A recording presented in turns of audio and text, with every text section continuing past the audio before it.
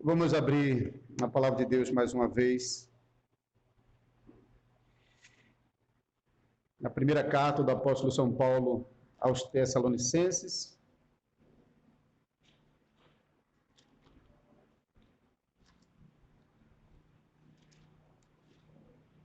Já ouvimos a primeira pregação no capítulo 1, a pregação 2, versículo 1 ao 12.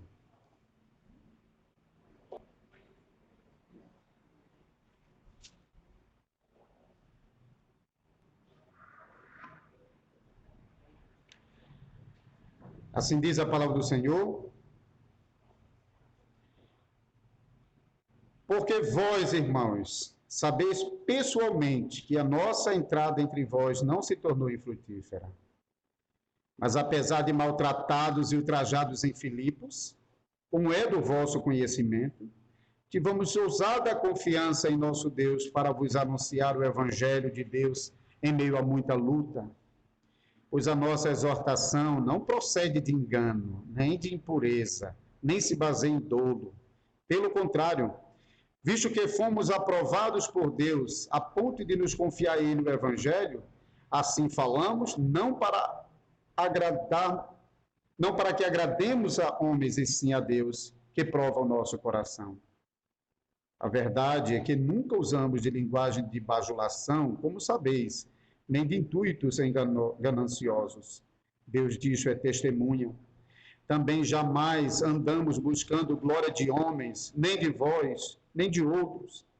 Embora pudéssemos, como enviados de Cristo, exigir de vós a nossa manutenção, todavia nos tornamos carinhosos entre vós. Qual ama que acaricia os próprios filhos? Assim, querendo-vos muito, estávamos prontos a oferecer-vos não somente o Evangelho de Deus, mas igualmente a própria vida. Por isso que vos tornaste muito amado de nós. Porque vos recordais, irmãos, do nosso labor e fadiga, e de como noite e dia labutamos para não vivermos à custa de nenhum de vós, vos proclamamos o Evangelho de Deus.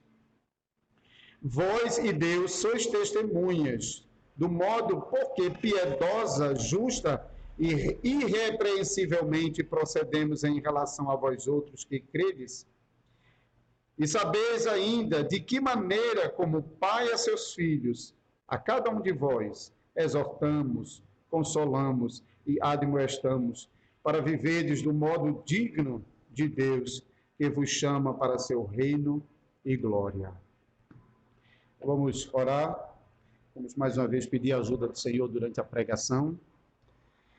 Senhor, nosso Deus e Pai fiel, se o Senhor não abençoar essa leitura, de modo que ela chegue aos nossos ouvidos, nossos corações, não será de proveito para nós. Não porque a Tua palavra falhe em qualquer ponto, mas porque nós somos pecadores, que não conseguimos receber a Tua palavra como convém. Não somos terra boa para receber a semente. Por isso precisamos da Tua graça, Senhor. Para que esta palavra que foi lida diante de nós possa ter um efeito poderoso em nossas vidas, pela operação do Espírito Santo em nosso coração. Por isso nós te rogamos mais uma vez. Abençoa o pregador que vai comunicar a mensagem à tua igreja, mas também abençoa o teu povo que está congregado para ouvir essa mensagem. Por favor, nós te suplicamos, não somente aqui, mas em todas as igrejas cristãs, onde o nome do Senhor Jesus está sendo invocado em verdade, e o Evangelho do Senhor está sendo proclamado fielmente, não segundo o gosto dos pregadores e o interesse da igreja, mas segundo a tua própria vontade, Senhor. Por favor, ajuda a tua igreja espalhada, para que, mais uma vez, o teu povo possa ouvir o Evangelho de Jesus Cristo em verdade e no poder do Espírito Santo. Nós te oramos suplicando essas coisas em nome de Jesus. Amém. Amém.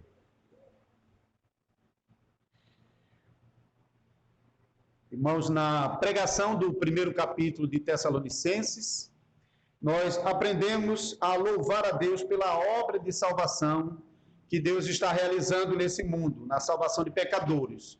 Deus, na eternidade, escolheu pecadores. No tempo, Deus envia a sua palavra a esses pecadores. E tendo salvo pecadores por sua graça, ele agora vive no coração de pecadores. A gente aprendeu na pregação passada a dar graças a Deus por essa obra bendita, maravilhosa do nosso Deus. Agora, no capítulo 2, nesses 12 primeiros versículos, a pregação focará sobre a palavra que Deus envia aos pecadores escolhidos para salvar esses pecadores. Então, nós, durante essa pregação, nós ouviremos sobre duas coisas: a confiança dos que pregam a palavra de Deus e a fonte da palavra que está sendo proclamada. Então, vamos ver sobre essas duas coisas durante essa pregação. O capítulo 2 começa com o apóstolo Paulo recordando os irmãos de Tessalônica, que ele e os demais missionários que estavam com ele, Paulo e Silas, não chegaram a Tessalônica de mãos vazias. Então você pode ver essa expressão no final do versículo 1, a nossa entrada entre vós não se tornou infrutífera. Então Paulo não está simplesmente dizendo que a pregação não teve frutos em Tessalônica, mas Paulo está usando essa expressão para se referir àquilo que aconteceu antes deles chegarem a Tessalônica.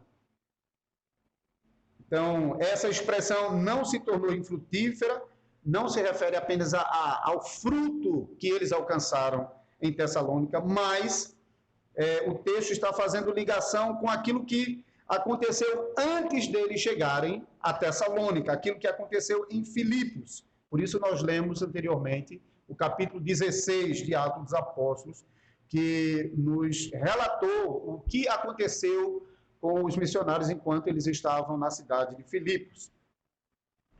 Filipos era uma cidade romana, uma antiga colônia de veteranos de guerra.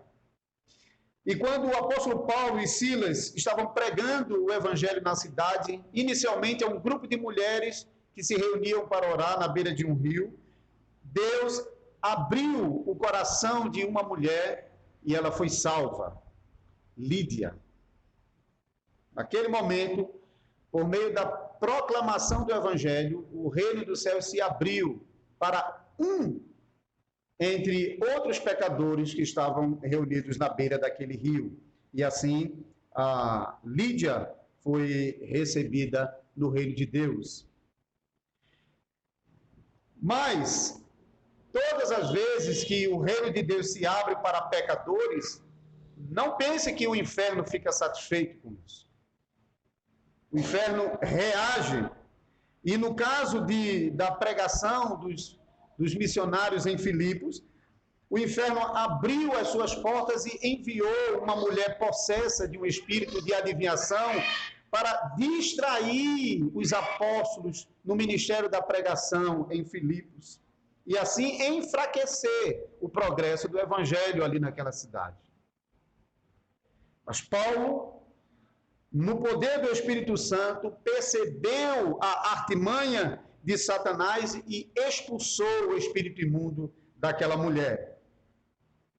Mas, mais uma vez, vemos o inferno reagindo ao poder de Deus se manifestando, e esse acontecimento expulsando o espírito imundo da vida daquela mulher só causou mais agitação no inferno contra os missionários. Por isso lemos que os irmãos Paulo e Silas foram presos e açoitados de tal maneira que as costas dos irmãos ficaram dilaceradas com os açoites. Como se isso não bastasse, lançaram os irmãos na cela do cárcere, no interior do cárcere, e prenderam os pés aos nossos irmãos com cadeias. E ainda, como se não bastassem, sendo eles cidadãos romanos, Eles tinham direito a um julgamento apropriado, mas eles foram dados como qualquer estrangeiro em Roma. E não tiveram um julgamento justo. Mas apesar da porta do reino de Deus, apesar disso, a porta do reino de Deus se abriu mais uma vez. E agora, pela pregação do Evangelho, mais uma família estava sendo adicionada à igreja do Senhor na cidade de Filipos. Agora o próprio carcereiro, com toda a sua casa, estava se convertendo a Deus. Então esse é o resultado básico da proclamação fiel do Evangelho de Jesus Cristo. De um lado, a pregação abre o reino de Deus para pecadores que se arrependem. Do outro lado, o reino dos céus permanece fechado para pecadores que não se arrependem. De um lado, a pregação do Evangelho promove a alegria para aqueles que estão crendo. Do outro lado, as portas do inferno reagem por cada um dos seus escravos que estão sendo libertos. Os pregadores do Evangelho têm de lidar com esse duplo efeito do Evangelho. De um lado, alegria pela salvação de pecadores. Do outro lado, perseguição, dor e sofrimento por causa da reação do inferno à pregação do Evangelho. E assim, não apenas Paulo está provando isso aqui em Tessalônica, como ele provava em outros lugares, e os demais apóstolos também provavam. Enquanto eles estavam pregando libertação, estavam experimentando prisão. Enquanto eles pregavam a vida, eram ameaçados de morte. Enquanto pregavam salvação, eram condenados como perturbadores. Enquanto trabalhavam duro, colhiam fruto amargo. Enquanto promoviam a alegria da salvação, a uns agonizavam por causa da pregação do Evangelho. A palavra agonizavam, aliás, aparece no nosso texto no final do versículo 2. Essa palavra luta, em meio a muita luta que você vê no final do versículo 2, por trás é a palavra agonia. Essa palavra serve para resumir a perturbação de espírito que os irmãos sentiam por causa do combate da fé que eles travaram na cidade de Filipos. E mais, eles sabiam perfeitamente que o combate não tinha terminado. Mais dores, mais desprezo, mais zombaria e mais profunda agonia esperavam por eles em cada cidade. O próprio apóstolo Paulo disse isso no final de sua jornada, no capítulo 20, versículo 23.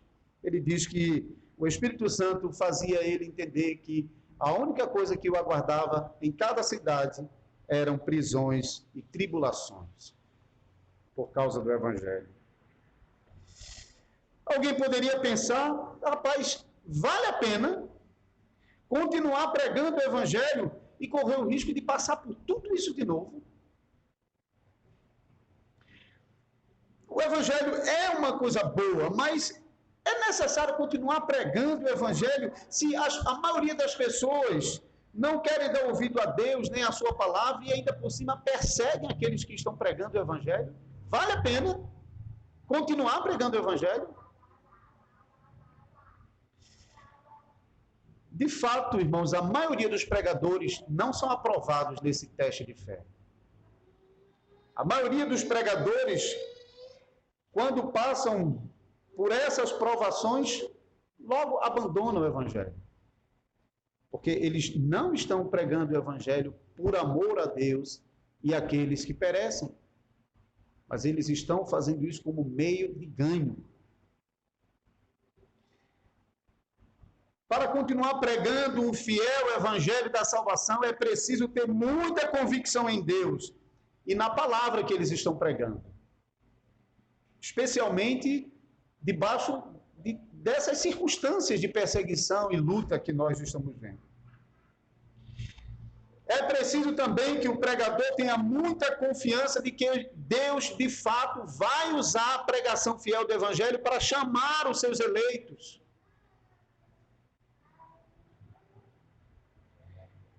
E é preciso ter muita confiança de que, mesmo que as portas do inferno se abram contra a pregação, eles precisam ter convicção de que as portas do inferno não prevalecerão contra a igreja do Senhor Jesus Cristo. E é preciso também estar disposto a sofrer pela causa do Evangelho. Graças a Deus que os missionários, quando chegaram em Tessalônica, eles tiveram uma ousada confiança em Deus para prosseguir proclamando o Evangelho entre os tessalonicenses, apesar de tudo que eles tinham passado em Filipos. Você pode ver no versículo 2, Paulo fazendo menção dessa confiança que eles tiveram no Senhor. A confiança deles era esta: se o Evangelho triunfou em Filipos, apesar das portas do inferno se abrindo contra a igreja do Senhor ali, o Senhor pode conceder a mesma graça agora em Tessalônica e fazer com que o Evangelho triunfe e uma igreja seja edificada, apesar dos ataques de Satanás. Então, quando os missionários chegaram em Tessalônica, eles não chegaram de mãos vazias. Eles não chegaram sem frutos para apresentar aos irmãos tessalonicenses. Eles tinham o que apresentar. Eles tinham o mesmo evangelho que eles haviam pregado em Filipos. E eles tinham o fruto do evangelho pregado em Filipos: a conversão de pecadores e muito sofrimento pela causa do evangelho. Nada seria novidade para Paulo e para os demais irmãos. Agora, no segundo ponto, a fonte da palavra pregada. Devemos nos perguntar de onde vinha essa ousada confiança do apóstolo Paulo para pregar o evangelho do Senhor Jesus Cristo em Tessalônica, mesmo sabendo que lhe aguardava muitas lutas e tribulações. A confiança de Paulo e dos demais irmãos vinha da certeza de que o evangelho que eles estavam pregando não provia do homem, mas provinha de Deus. Eles tinham muita confiança nisso. Por que Paulo está falando sobre isso aqui? É possível que depois que Paulo e os demais irmãos foram expulsos de Tessalônica, é possível que os judeus incrédulos, como a gente já viu na pregação de Atos 17, que os judeus incrédulos e até mesmo os conterrâneos tessalonicenses estivessem acusando os missionários de serem meros aproveitadores da fé das pessoas de Tessalônica, porque isso era muito comum naquele momento. As cidades romanas recebiam comumente os filósofos sofistas que usavam da habilidade retórica para ganharem a confiança das pessoas e daí tirarem proveito delas.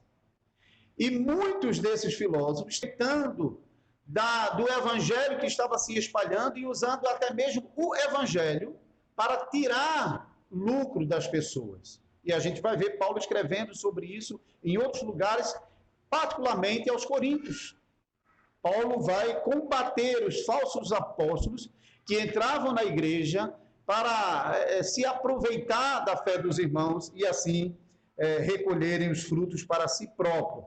Então, talvez em razão do fato de que eles estão sendo acusados no meio da congregação de Tessalônica de serem mais uns desses aproveitadores, Paulo, então, lembra os irmãos.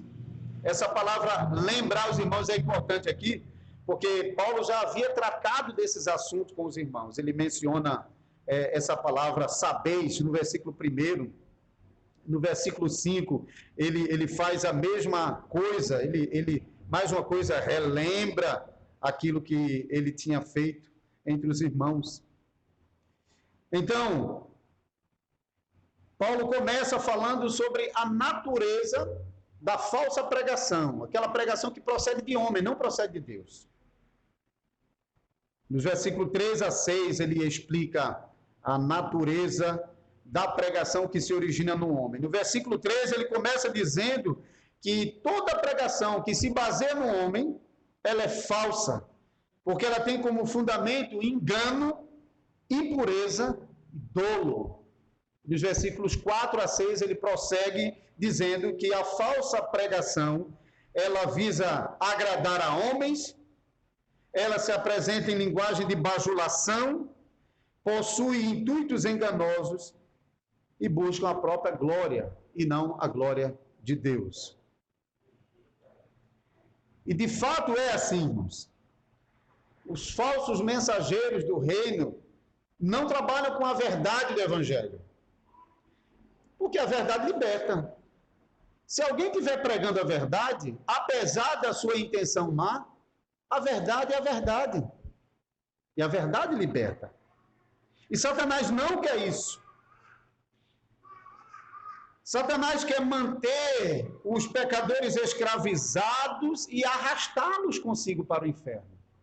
Satanás não quer que eles ouçam a verdade, sejam libertos e mudem o seu rumo para o céu. Por isso, Satanás fala a mentira e, de vez em quando, ele distorce a verdade para dar à pregação uma aparência de verdade, mas distorcendo ela para manter os pecadores no engano. O diabo faz isso porque ele é pai da mentira. Ele nunca se firmou na verdade, conforme João diz no capítulo 8, versículo 44. A mensagem dos falsos apóstolos também é corrompida na sua fonte, na origem. Por mais que eles usem palavras bonitas e por mais que eles usem a verdade disfarçada para enganar as pessoas, a sua mensagem brota de um coração corrupto. Se a pregação se fundamenta no homem, a fonte, o coração do homem, é uma fonte corrupta. Por isso, sua mensagem será sempre uma mensagem impura, contaminada pelo pecado. E não se engane achando que os falsos pregadores ensinam engano sem querer. A gente sabe que, eventualmente, tem pessoas que estão no engano porque nunca conheceram a verdade e permanecem no engano, aprisionados, porque não ouviram o evangelho da verdade. Paulo até fala sobre isso em relação aos judeus, dizendo que os judeus tinham zelo de Deus, porém sem entendimento. Mas os falsos pregadores não. Os falsos pregadores, eles sabem exatamente o que eles estão fazendo. Eles são perversos, eles amam enganar o povo. Eles dão ao povo aquilo que o povo está buscando, não aquilo que o povo precisa. Ele não está interessado em dar ao povo aquilo que o povo precisa para ser liberto do seu estado de escravidão no pecado. Porque isso não lhes interessa. Isso não lhes dá nenhum lucro. Então, eles dão o que o povo quer e assim eles agradam a todas as pessoas. Eles usam palavra de bajulação, de elogios, para ganhar o coração dos pecadores, e enquanto isso escondem a sua real intenção, o seu real propósito, que é, tendo ganhado a confiança do povo, tirar o seu lucro, a sua glória, o reconhecimento, os elogios do povo, conforme os versículos 5 e 6 mostram. Então, são homens perversos, disfarçados de pregadores do evangelho. Isso tem muito. Infelizmente, a falsa pregação que brota do coração do homem é de uma natureza perversa. Mas o evangelho pregado, que tem como origem o próprio Deus, busca a salvação dos pecadores e a glória de Deus. Paulo tinha convicção disso, quando ele menciona no versículo 4, pelo contrário, visto que fomos aprovados por Deus a ponto de nos confiar a Ele o Evangelho, assim falamos, não para que agrademos a homens, e sim a Deus que prova o nosso coração. Paulo tinha profunda convicção de que o Evangelho que eles estavam pregando não era Evangelho de homem, mas era a boa palavra de Deus que salva pecadores e que promove a glória de Deus nesse mundo. Os versículos 7 a 12 agora apresentam a natureza da pregação que se origina em Deus.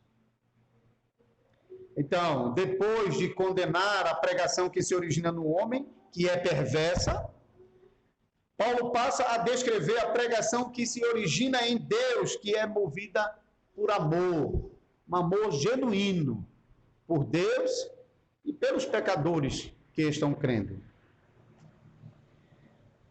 Por isso, no versículo 7, o apóstolo escreve aos irmãos que ele não pregou o evangelho em Tessalônica movido por ganância, por dinheiro. Isso não significa que Paulo esteja contra o fato de que os pregadores possam receber o devido sustento das igrejas que eles estão servindo. Em 1 Timóteo, capítulo 5, versículo 18, o próprio Paulo escreveu a Timóteo dizendo: o trabalhador é digno de seu salário. E escrevendo em Corinto, capítulo 9, versículo 6, Paulo chega até a reclamar a igreja de Corinto, porque tinha muitos falsos pregadores que estavam recebendo por isso. E ele reclama no capítulo 9, versículo 6, dizendo: só eu e Barnabé não podemos deixar de trabalhar? Os falsos apóstolos, eles são acolhidos por vocês. E só eu e Barnabé não podemos deixar de trabalhar. Então, Paulo, de fato, reconhecia que aqueles que trabalham no meio do povo de Deus devem ser cuidados pelo rebanho. Porém, Paulo tinha uma atitude diferente quando ele estava no campo missionário. Quando Paulo chegava em uma cidade pregando o evangelho, ele preferia não exigir daqueles que estavam recebendo o evangelho com alegria, mas, nesse caso, Paulo preferia que o seu sustento não viesse daqueles que estavam ouvindo o evangelho, mas viesse das igrejas que estavam apoiando o trabalho que ele estava desenvolvendo em uma nova cidade. Abra 2 Coríntios,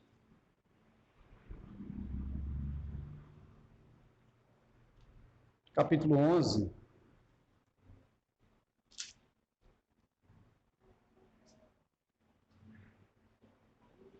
Ele lembra aos coríntios que ele fez a mesma coisa em Corinto. Quando ele chegou em Corinto, ele não exigiu dos irmãos o que era necessário para a sua subsistência. Mas veja o que ele diz no versículo 8. Despojei outras igrejas, recebendo salário para vos poder servir. Então, essa era a prática do apóstolo Paulo. Quando ele estava no campo missionário, ele não exigia daqueles que estavam ouvindo e recebendo o evangelho com alegria. Mas ele recebia de outras igrejas que o estavam apoiando no trabalho missionário. Além disso, além do apoio que ele recebia de outras igrejas, Paulo também costumava trabalhar com as próprias mãos, para complementar aquilo que era necessário para o seu sustento e não ter de tirar isso dos irmãos que estavam recebendo o evangelho pela primeira vez, até que eles aprendessem suficientemente bem sobre essas coisas e pudessem agora, eles mesmos, a própria congregação, promover a palavra de Deus, tanto dentro da congregação como fora. Paulo era fabricante de tendas, ele tinha por profissão fabricar tendas. Mais para frente, quando ele chega em Corinto, ele se encontra com um casal de judeus, Priscila e Áquila, que também tinham por profissão fabricar tendas, e Paulo se junta então a eles porque tinha um ofício comum e podia trabalhar com eles e tirar aquilo que era necessário durante a sua estadia em Corinto. E Paulo está fazendo a mesma coisa aqui em Tessalônica. Ele está trabalhando duro com as próprias mãos. Versículo 9 até diz: trabalhei de dia e de noite. Então veja que ele realmente estava precisando trabalhar muito para conseguir se manter na cidade de Tessalônica e não ter de pedir nada dos crentes tessalonicenses que estavam ouvindo o evangelho pela primeira vez e crendo no Senhor Jesus. Então, o apóstolo Paulo não podia pregadores que se aproveitavam da filosofia e até mesmo do evangelho para tirar proveito das suas vítimas.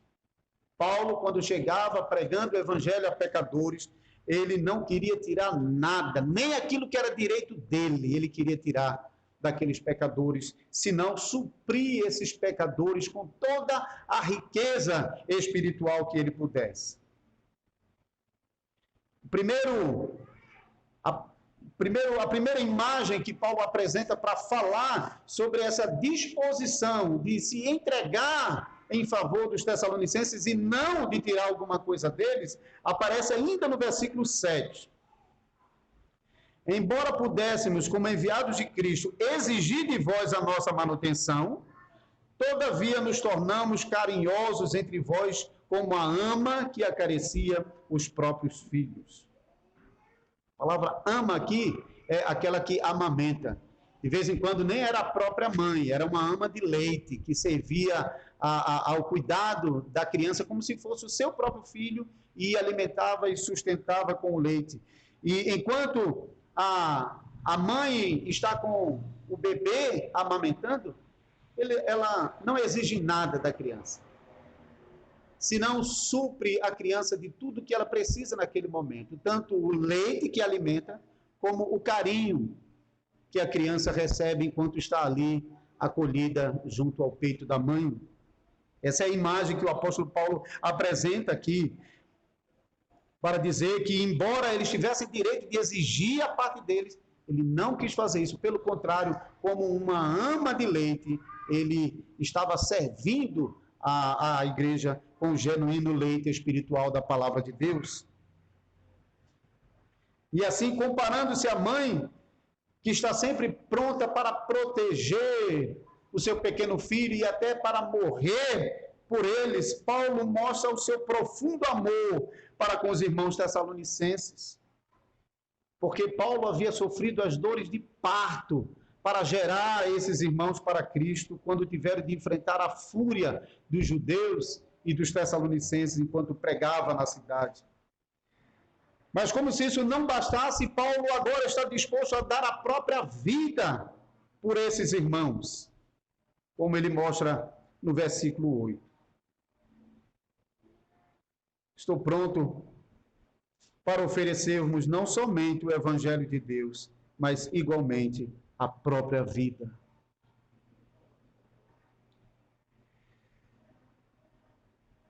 Esse amor de Paulo pelas igrejas realmente constrange qualquer pregador sincero do Evangelho. Aos mercenários, eles não estão nem aí. Mas um pregador fiel do Evangelho realmente fica constrangido com esse amor. Porque Paulo realmente, ele se doou completamente pelas igrejas que ele trabalhou para fundar. Mas Paulo ainda queria ser um exemplo moral poderoso para essa jovem igreja que estava surgindo em Tessalônica. Por isso, ele procurou, durante o tempo que ele estava vivendo em Tessalônica, ele procurou viver de um modo piedoso e de maneira justa. Versículo 10. Quer dizer, ele procurou viver de maneira temente a Deus, em obediência a Deus, servindo a Deus, e ao mesmo tempo ele procurou agir da melhor maneira possível com relação às pessoas, com relação aos discípulos de Cristo que estavam se reunindo em Tessalônica, atendendo ao chamado por meio da pregação. E Paulo conclui mostrando que, assim como o pai, ele nutria profundo amor por seus filhos na fé. E por causa disso, é que ele, quando escreve, ele encoraja os nossos irmãos em Tessalônica a continuarem firmes na fé no Senhor Jesus Cristo. Nessa carta, ele também escreve consolando os irmãos diante das perseguições que eles estavam sofrendo. Falaremos sobre isso na próxima pregação. E quando era necessário, como um pai que se preocupa com seus filhos, Paulo procura corrigir o caminho deles, livrando-os do erro, para que eles possam viver uma vida digna da vocação cristã.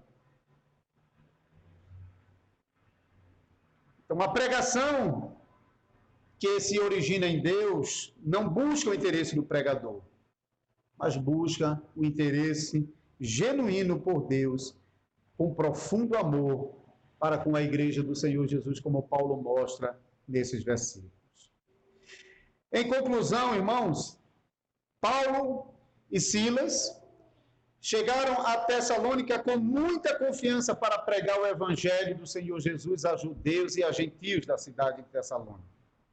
Pois eles sabiam que eles não pregavam palavra de homens, que podem até ter aparência de piedade, mas não tem poder nenhum para libertar pecadores do domínio do diabo.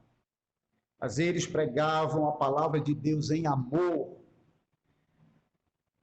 E eles confiavam que Deus podia fazer o evangelho frutificar também em Tessalônica, assim como Deus havia feito em Filipos, a ponto de uma igreja ser estabelecida em Filipos. E os missionários mostraram também que não tinham medo das portas do inferno, porque eles sabiam o Deus que eles criam e em quem eles confiavam. Eles tinham profunda confiança de que Deus havia escolhido eles para proclamar o evangelho da salvação. Por isso, eles estavam prontos para sofrer aquilo que fosse necessário em qualquer cidade que eles chegassem, pregando o evangelho de Deus. E estavam prontos a não só pregar o evangelho, mas dar a própria vida pelo rebanho que o Senhor Jesus Cristo reunisse em cada cidade. Aplicando essa mensagem para nós, como Igreja de Jesus Cristo, hoje, o ministério da pregação, irmãos, deve ser mantido a todo custo. Todo custo. Para que o reino de Deus avance, para que o reino do anticristo diminua, e também para defender o reino de Deus dos ataques do inferno que abre suas portas contra a igreja do Senhor Jesus Cristo. E todo ministro fiel do evangelho deve estar pronto para colher não somente o fruto bom do evangelho, não somente ver o evangelho sendo pregado e almas sendo convertidas, mas todo fiel ministro de Jesus Cristo deve também estar pronto a sofrer pela causa do evangelho. Todo ministro deve ter profunda confiança em Deus e a sua palavra.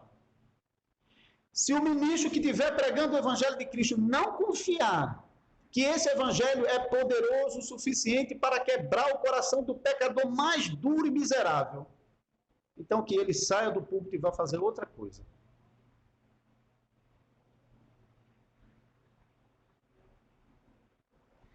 Todo pregador fiel do evangelho deve nutrir profundo amor pelo rebanho e deve estar pronto a sofrer as dores de parto para gerar pecadores para Deus. Se o amor pelo rebanho não estiver presente na vida do pregador, por mais bela que seja a sua mensagem, se o amor não estiver acompanhado da mensagem do evangelho, pode ter certeza que vai chegar um momento em que o amor que falta nele para com a congregação, ele vai concentrar nele próprio, e a congregação vai perceber isso. Porque se ele não ama a congregação, então ele não está pregando por causa do amor pela congregação, mas por causa de seu próprio interesse. e dos benefícios que isso lhe traz. Por isso, a igreja deve prestar muita atenção aos pregadores. A igreja deve estar convicta de que o homem que ela chamou para pregar o evangelho aqui no púlpito, para defender o reino de Deus, para proteger o rebanho das portas do inferno e para avançar com o evangelho para fora da congregação, avançando com o reino de Deus e diminuindo o reino do anticristo. A igreja deve estar bem convicta de que esses ministros são servos comprometidos com o Senhor Jesus Cristo. A igreja deve observar, por exemplo, se aquele que ela chamou para pregar o evangelho em seu meio, até mesmo fora da congregação, não está mais preocupado com o salário do que com o rebanho de Cristo Jesus.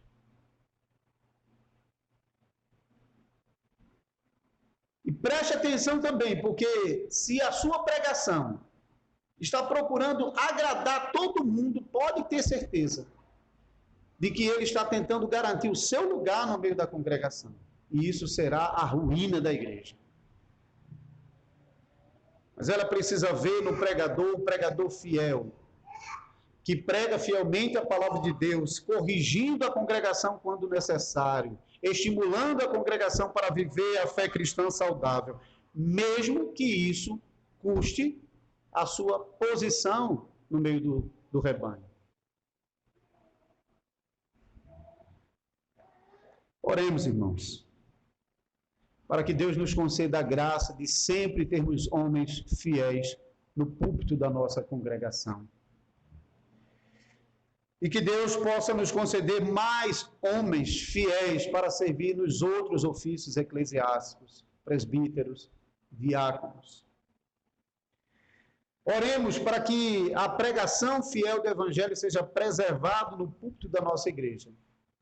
E do púlpito, essa palavra fiel possa tomar conta do coração de cada irmão, de cada irmã na congregação, para que essa mesma pregação fiel do Evangelho possa se manifestar na nossa vida, no restante da nossa semana, onde a gente estiver.